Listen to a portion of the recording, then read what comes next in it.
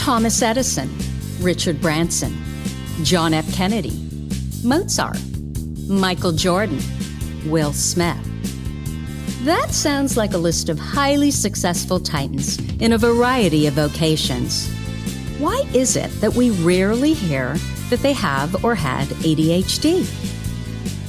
And you know what we hear even less about? Serena Williams, Emma Watson, Mel Robbins, Whoopi Goldberg, Agatha Christie, Erin Brockovich, Cher. Yeah, the successful women navigating ADHD. And that's exactly why I started this podcast, ADHD for Smartass Women. I'm your host, Tracy Otsuka. I'm a lawyer, not a doctor, a lifelong student, now a coach. I'm also the creator of Your ADHD Brain is A-OK, a system that helps people like you figure out what they should do with their life. And we're here today to talk ADHD, your strengths, your symptoms, your workarounds, and how you proudly stand out instead of trying to fit in.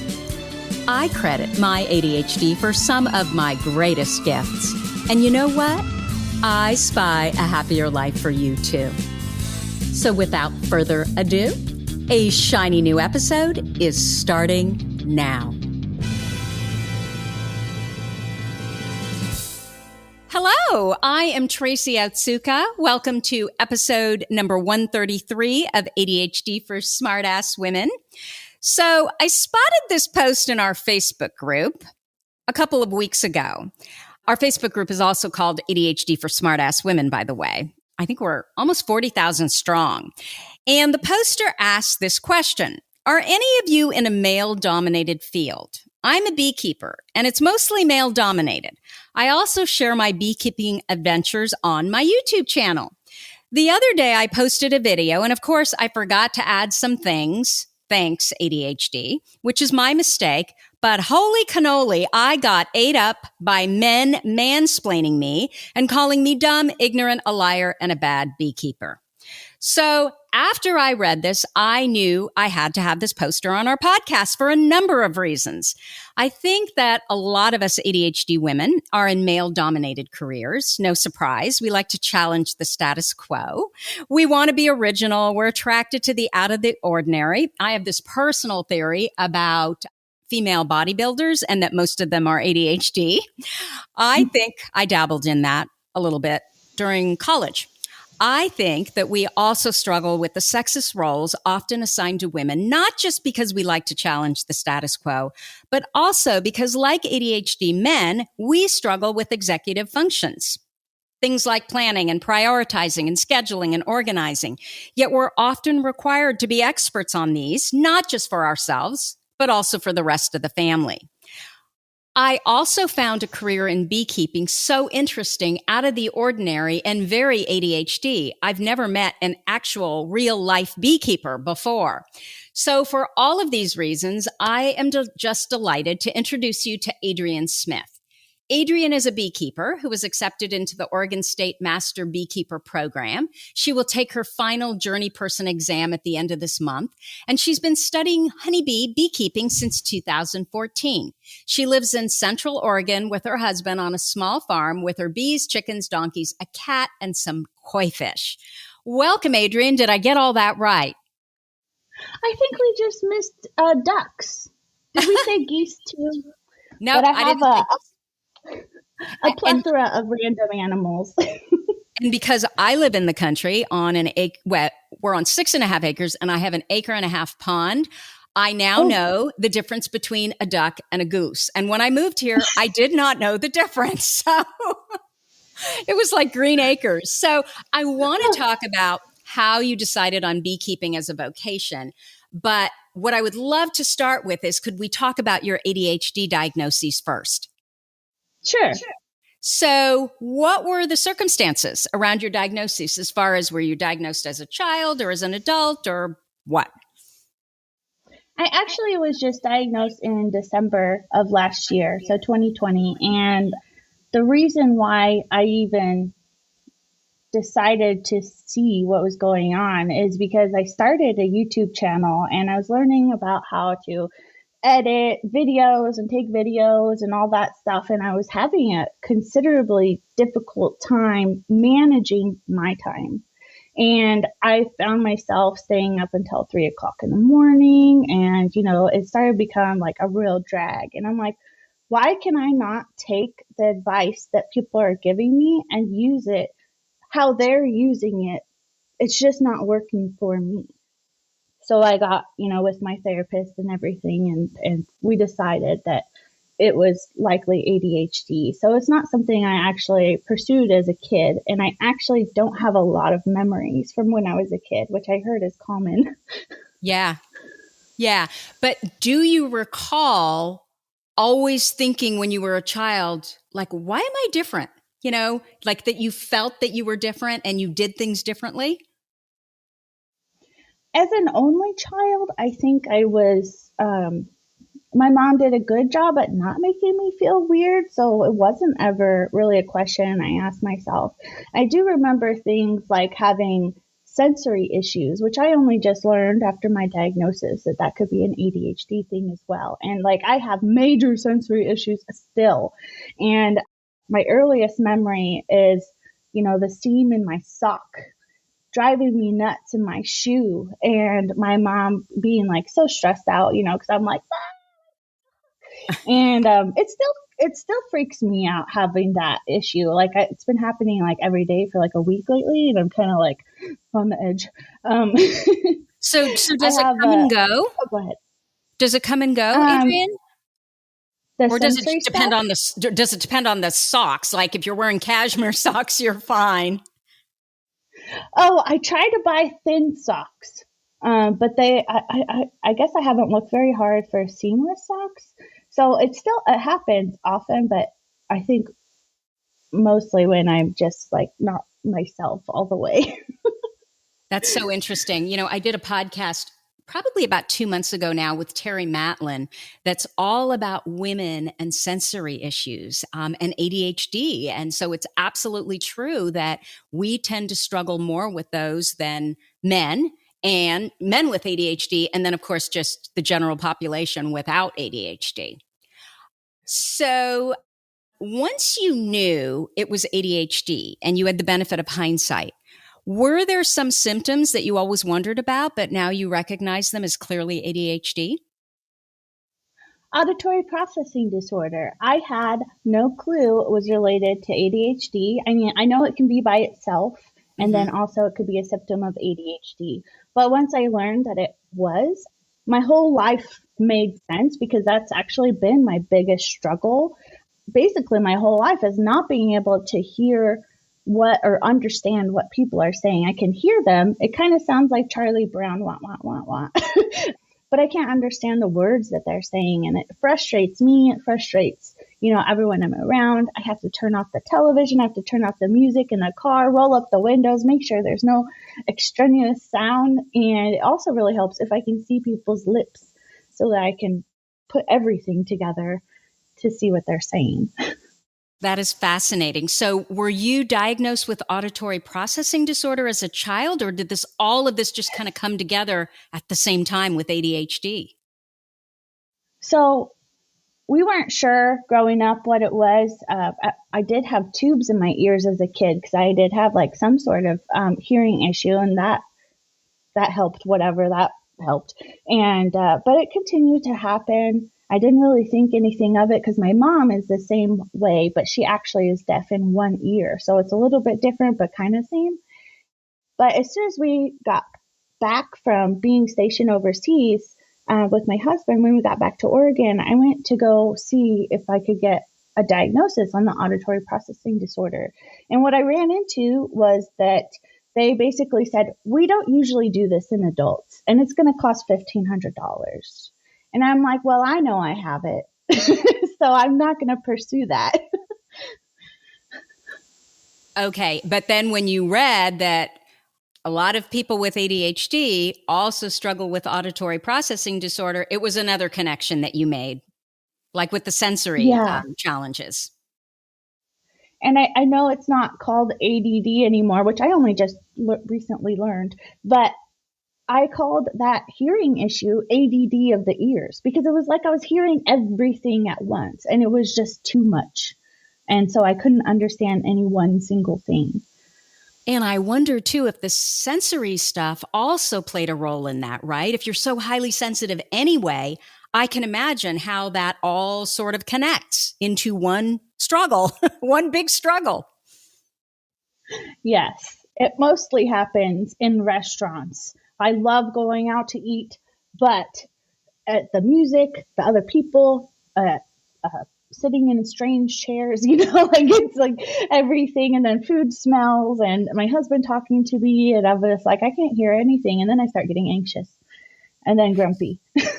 So it's interesting. So it's the sensory stuff that causes then further problems with you being able to hear because you're just overwhelmed. Yeah. Huh.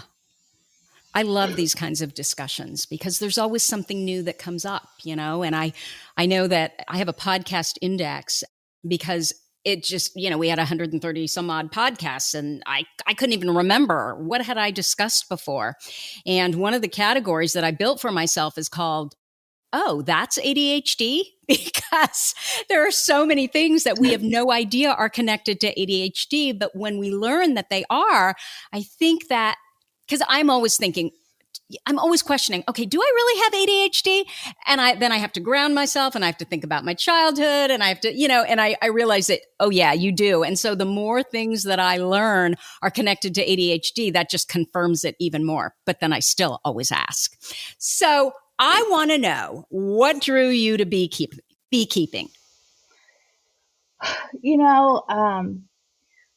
I hobby hop. That is something I do forever, and I obviously ADHD thing.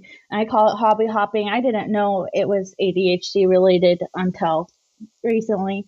It's just been always something I've been like highly frustrated with. And recently I was like, frustrated because I was like, what am I doing? Like, where am I going with the world, and why can't I stick with the thing that I like? And I like it, but I stop anyway, and I don't understand. But sorry, that was slightly unrelated-ish. So I've gone through many things, and in 2014, I came across this ad on the internet, and it was called for the Flow Hive, and it was a new mechanism to it's a hive, but the harvesting mechanism for honey is different. It's highly controversial. Oh gosh, that's just like a thing that's really annoying. But I got really interested in it then. I was like, well, that is neat. It's supposed to be easier on the bees, blah, blah, blah. And I was like, well, that's really interesting. Let's learn about beekeeping. So I took in the deep dive and decided to be a beekeeper. At that time, we were stationed in Germany, and so I couldn't pursue it then. But I bought that hive. I did kind of a crowdfunding, and because it was $600, and we were in the military on a very small salary. And my husband's in the military. I wasn't. So they helped me buy it. They paid, friends and family paid for half. I paid for the other half because my husband's like, we're only spending $300. We're not spending $600 on this thing.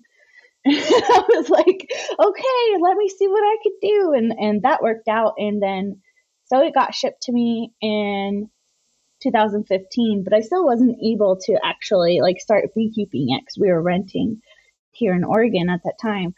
And so I just kept, I started going to bee club and learning more, and just completely I freaking researched for years. Off and on, and you've been into this for 7 years now. You're not hobby hopping. You really, really love this. I do love it. The hard part is if I take any break from it, even though I know I love it, it is like pulling teeth to get back to it. I was just telling my friend the other day, I was like, why does this happen? It's so frustrating because I know once I'm doing my beekeeping, inspecting my colonies, I'm totally in the zone and it's great.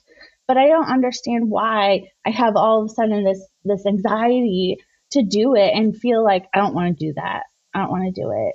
And then I can't, it's hard, but I have to do it or else that could be detrimental. But sometimes I really push it off until like the last minute.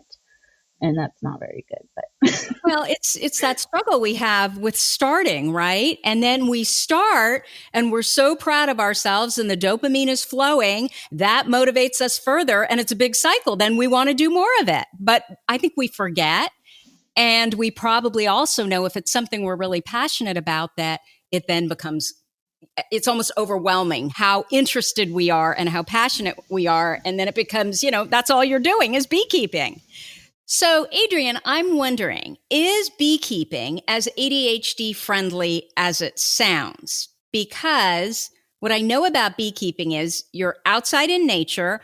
I think you're moving a lot. I would expect you need to hyperfocus because if you don't, I don't know, is there an element of danger? I just think of bees and getting stung and all of that. So here's a fun fact about me so far for beekeeping, and my experience is unusual. I have yet to be stung since I started playing with bees off and on since 2015. That's really interesting to me. I'm trying to keep up my record, and people are like, just sting yourself already. And I'm like, why? This is awesome that I could brag about not being stung yet. But bees are actually not very hardcore. Like obviously any colony could be different behavior wise, but my colonies are all nice. They don't really care that I'm messing with them and stuff. And so, but as far as it being ADHD friendly, I do totally hyper focus once I'm in there, and you're really only supposed to inspect one colony. So that's going through the frames and making sure everything's good to go and the colony's healthy. So you're only supposed to spend like 10 or 15 minutes in the hive. I'm so thankful that my bees are friendly because sometimes I'm in there for like 2 hours and I don't even realize it.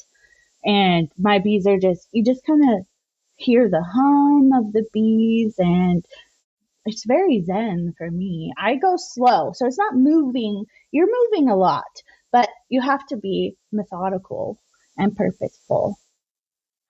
That's so interesting. So normally you're only supposed to be in there for 15 minutes. And if you're in there longer, that's when the bees get upset. But somehow your bees love you so much, they let you go for 2 hours and they've never gotten angry. Right. And I find that unusual. I mean, I don't really know if any other people accidentally do that, but I always feel weird talking about it because I don't want to get lectured or something, But why would you get lectured? Clearly, you are doing the right thing because who would want to get stung? That's what would scare me about doing beekeeping. I'm terrified of getting stung. And so I do always wear my protection equipment. So I'm always wearing, like, I don't wear a full suit, but I wear a ventilated jacket with a veil and then I wear nitrile gloves, the plastic kind. And that makes me feel comfortable and confident enough to do my beekeeping, which is what I always tell people. You have to be confident in your safety in order to be around your bees, because they can, like, just like any other animals, they can feel if you're really anxious or uncomfortable. And I think you must put off like a pheromone or something that would make them nervous and uncomfortable. And sometimes I do get that way and I have to step away for a few minutes. But yeah, I haven't had them get angry. I have had dreams about it, but I haven't had it in person. That is so interesting to me, though, that insects also pick up on your anxiety, your fear. It's like the biggest joke for me is, we live in the country. And so when we moved here, I wanted to start riding horses. And my husband is 6 feet tall and he just has really good balance. And I just suck. Like literally every time, and we rode English. So there's no horn to hang on to. And so every time we rode and we were doing hunter jumper, like the first 3 weeks, he was jumping 3-foot fences. Every single time I tried to jump, I would get thrown. And I really feel like it was the horses that were like, I don't trust her because she doesn't trust herself, right? And they picked up on it. And it just became this cyclical thing where they didn't trust me. I didn't trust them. They didn't, so they're like, I'm not letting that woman on my back. I'm going to throw her. And you're saying that even insects, even bees, I don't know. I'm going to ask you what the difference is between honeybees and other bees, but even bees pick up on that. Yeah, honeybees are really interesting creatures. They're very what's the word? I can't think of the word. Altruistic. That's the word. So if one honeybee is feeling sick, that honeybee is going to go leave the hive and go die wherever. It's all for the hive, all for the community. And they're so cool. I think that's another reason why they're very ADHD friendly is because there's so many things you can learn about them. There's so many different avenues you can take. You could, sell honey. You could sell other hive products such as wax. You could make candles. You could, there's something the bees make called propolis, and apparently it's supposed to be good for you in a tincture. I forget. Sorry. Maybe don't include that because I don't remember what the word is. Oh, it doesn't matter. But there's just like so many things you could do. And there's still so much to learn because even though, scientists have been studying them, there's still more to learn. And it's just really interesting. One thing I like about honeybee colonies is all the workers are female. The queen is the queen. And actually, the workers are the hive mind. The queen doesn't make the decisions, really. Not like you would think. And so, because they work as a unit.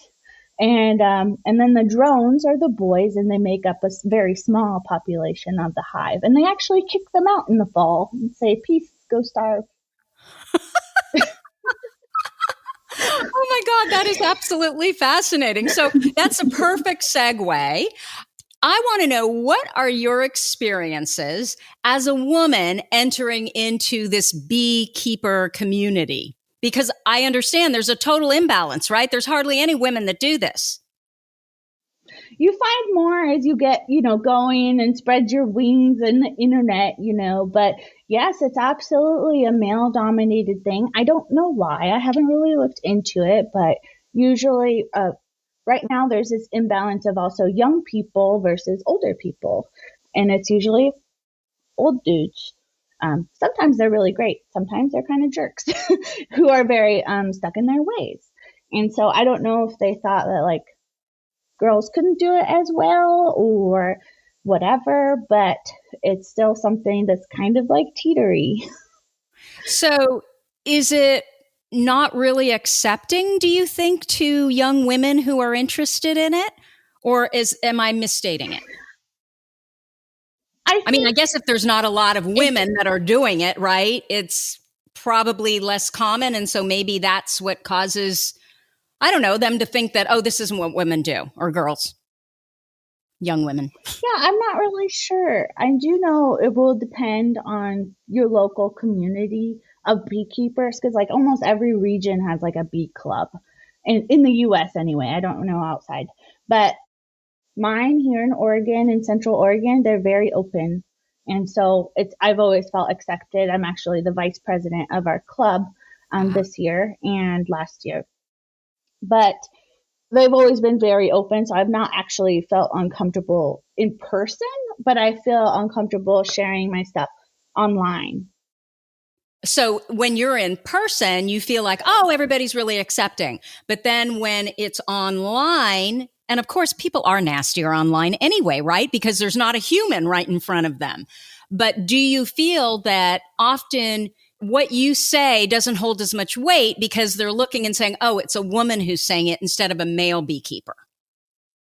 I feel that way. Obviously, no one's come outright and said it, that because you're a woman or whatever. But recently, there's been this controversy in the beekeeping community about a gal in Texas who doesn't happen to wear any personal protection equipment when she deals with the bees.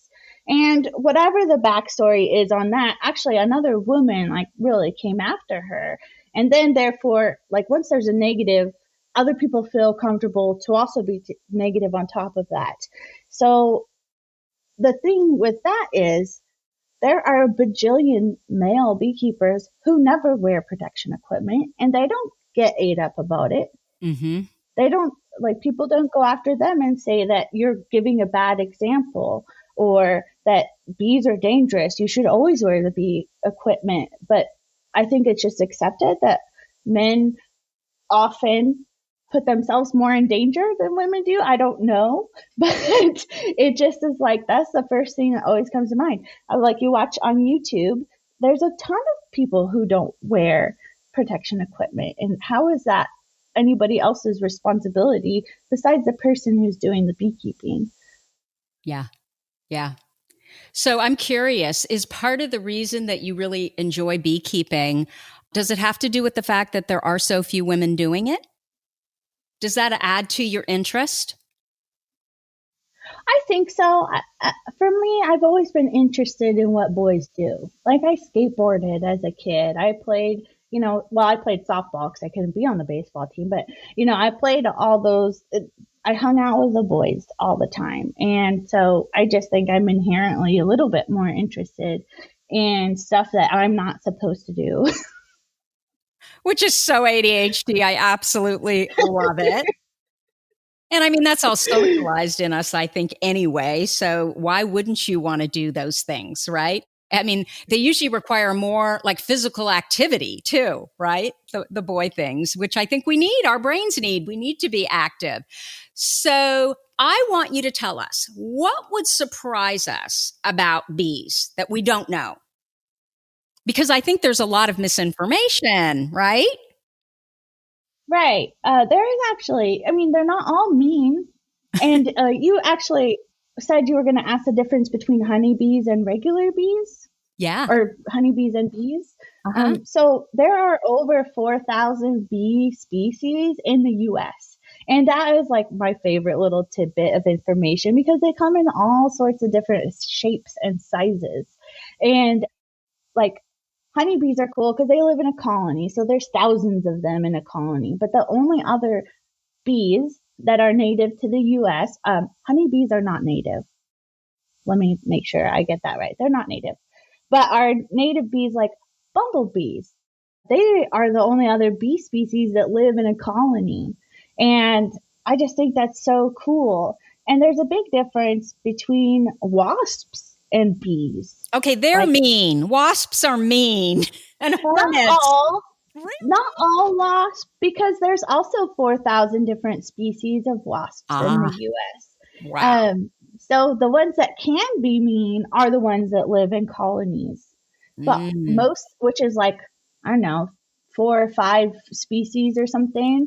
And everyone else is like solitary. So they live in little holes in the ground by themselves and stuff like that. And usually if they're just a solitary bee or a wasp, they're not really aggressive.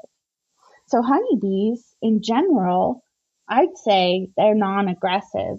Obviously that could be different depending on the colony themselves and the situation surrounding their environment and all those variables. But for me, as we talked about earlier, my bees are very nice so far. I haven't had, it's going to happen, I know, but I haven't had any negative experiences quite yet.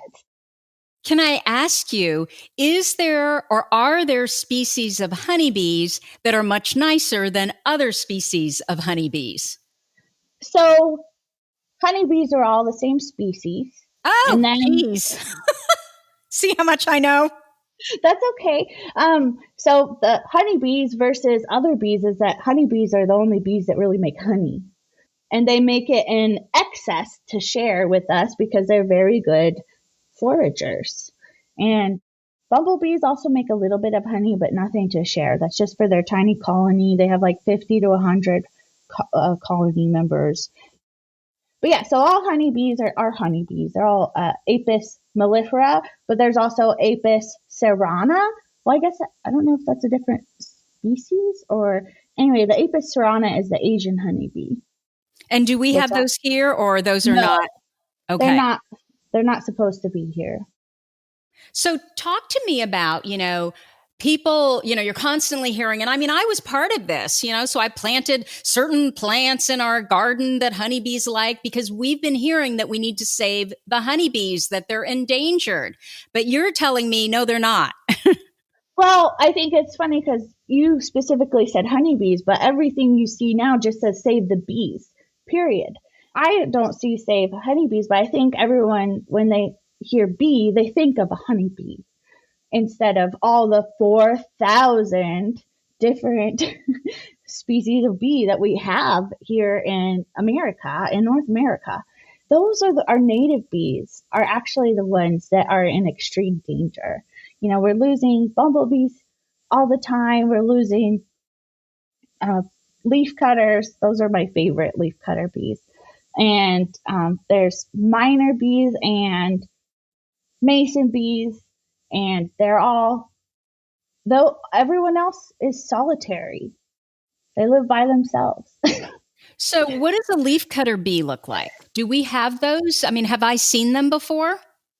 I feel like, for me, I don't know if it's a part of ADHD, but I feel like I'm more observational than the average person. Mm-hmm. So I can like see a bug or something from like 10 feet away, and I go up, I run up and I look at it and I'm like, oh.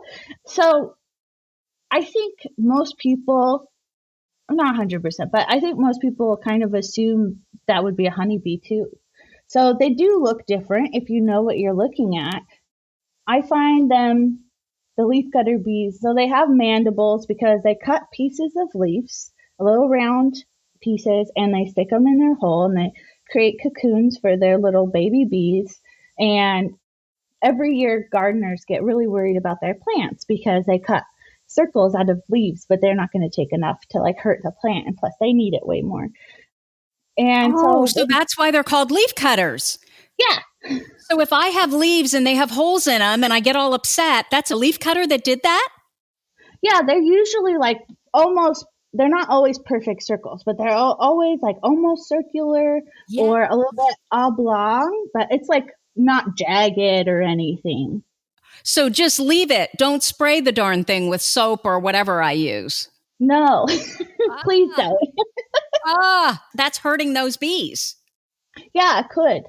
Okay, I thought it was some disgusting insect. I didn't know it was a bee. Actually, I just shared this, in my gardening group. Every year I do this. Actually, I take a picture of they like my lilac leaves a lot. Mm-hmm. And so I take a picture of the leaves and I share it on my group. And I'm like, don't freak out. Don't do anything because it's our bees doing this. And people are like, oh my gosh, I had no idea.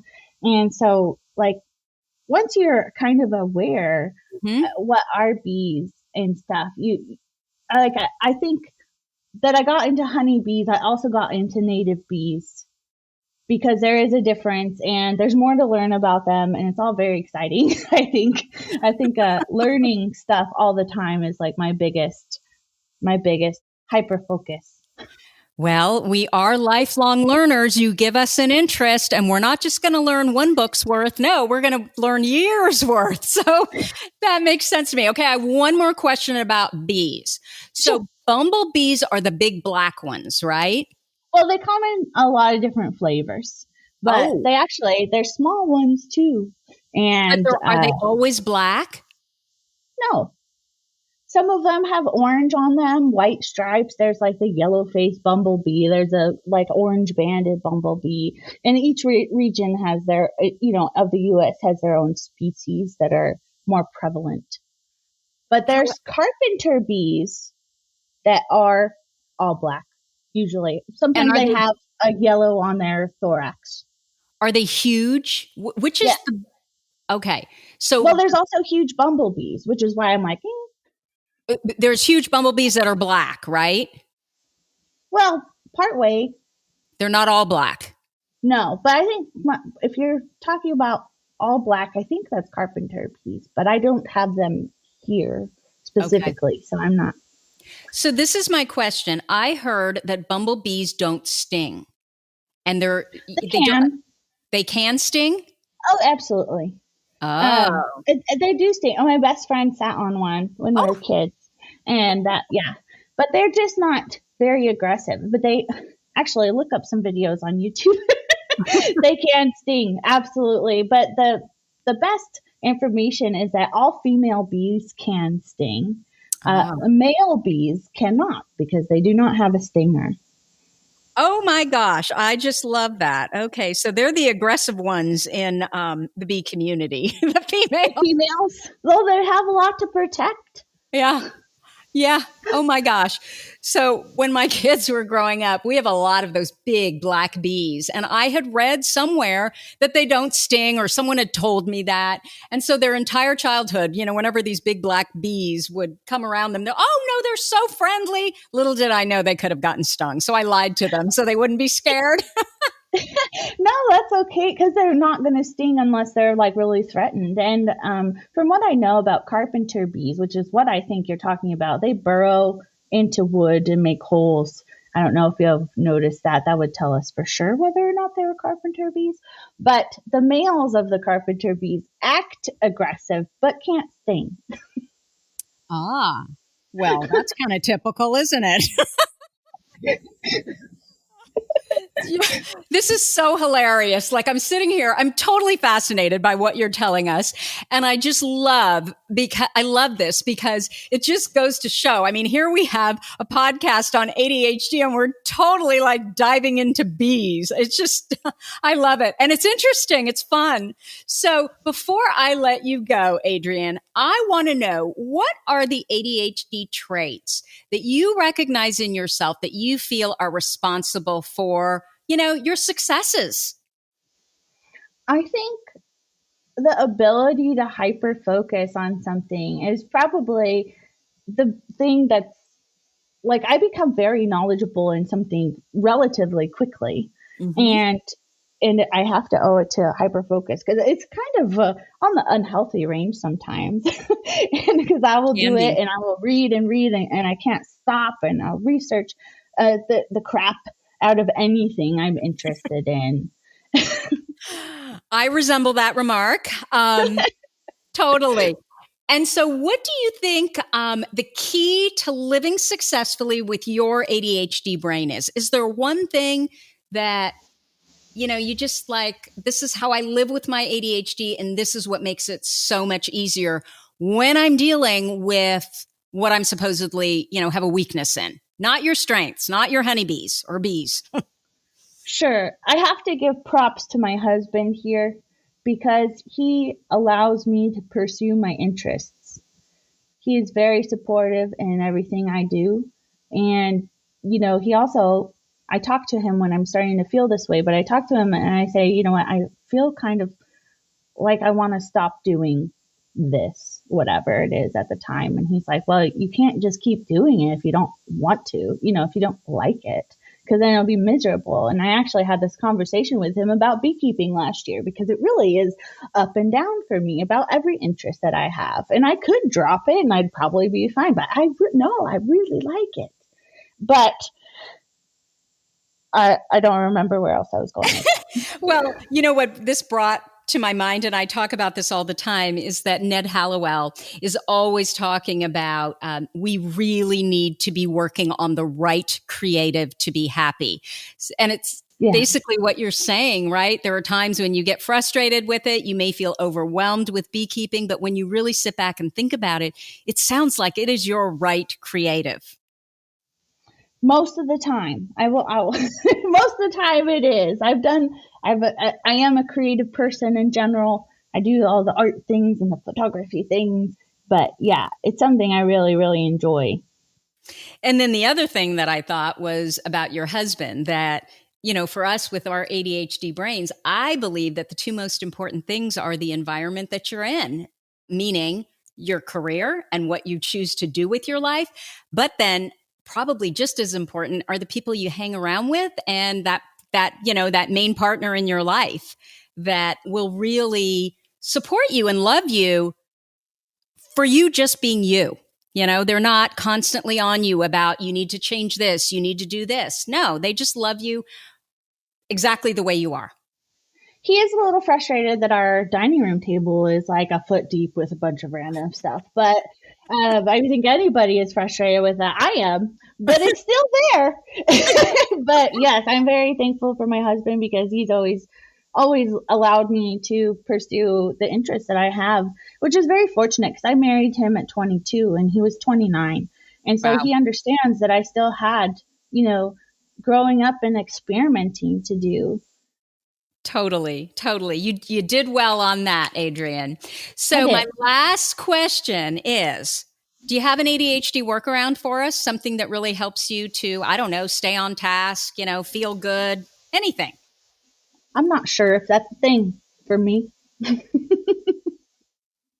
Okay, so when you're struggling with something that would be an ADHD symptom or trait, is there something that you can rely on to kind of get yourself righted? And it's okay if there isn't. I'm not sure because I think I just got diagnosed a few months ago and I didn't know this was an issue, but I've always had the problem where I was like, I don't want to do this. So how can I do this? But I'm not sure. I don't know if there is one for me. You know what? And that is a completely respectable answer, especially given the fact that you were just diagnosed. Because I think, initially it's sort of all about, oh my God, what does this mean? And learning about your brain and how it best works. But once we understand why our brain does what it does, only then can we then, look at certain workarounds and then test them and see, if they work for us, because just because it works for me certainly doesn't mean it would work for you. Yeah. So, Adrienne, where can people find you if they want to know more about you and what it is that you do? I started a YouTube channel last August, and it's called Farmstead Smith. So it's just youtube.com/Farmstead Smith. And I started it to share my beekeeping stuff. I also share, about my farm life. And just like everything else, it's kind of up and down. Sometimes I don't upload for a while. But I just hope that the people actually who enjoy it will stick around. And I was very into it for about the first, 6 months. I was doing it like nonstop all the time for 6 months. I totally burnt myself out. Yep. And then I took a couple months break, and now I'm kind of like, okay, I'm just going to accept if I don't feel like doing this, I have to not do it, else I'll hate life. Yeah. Yes, absolutely. So it's Farmstead Smith. So it's youtube.com/Farmstead Smith. Yes. Okay. And Adrienne, thank you so much for spending time with us here today. You are such a delight. So Adrienne, you were nervous when you started, right? Or before you got on. Now that you've done it, are you proud of yourself? Do you feel really good? I do. And I did actually have a really good time. And for me, the video really is helping me feel comfortable because I can tell your body language, which is an important cue for me. And what you smirk at when I say stuff, because I love making people smile. And so this was very helpful, and I really appreciate you being accommodating in that way. Absolutely. So I want you to pause long enough to, number one, celebrate the fact that you did something that was scary, but also to be aware of the fact that it's that dopamine now that's firing that makes you feel really good because you did that scary thing and you're proud of yourself. Yeah, now I can go clean my rabbit cages. You're motivated, to do something yucky that's just been on your list forever. I love it.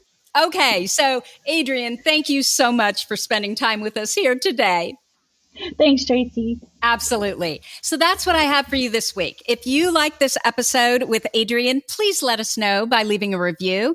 Our goal is to change the conversation around ADHD, helping as many women as we possibly can learn how their ADHD brains work so that they too may discover their amazing strengths. And your reviews, they only help in that regard. One more thing, if you have a comment, a guest you'd like me to interview, or a topic idea for this podcast, you can go to my website at tracyotsuka.com and leave me an audio or written message. Thank you so much for listening, and I'll see you here next week. You've been listening to the ADHD for Smartass Women podcast. I'm your host, Tracy Outsuka, and we're available on iTunes, Stitcher, Spotify, and Google Podcasts. Not coincidentally, ADHD for Smartass Women, it's also the name of our free Facebook group. We're a totally smartass community of successful, ambitious women who share our ADHD wins, questions, and workarounds. Join us at tracyoutsuka.com, where you can also find more information on our Your ADHD Brain is A-OK system. I spy a happier life for us, and I'll see you again next week.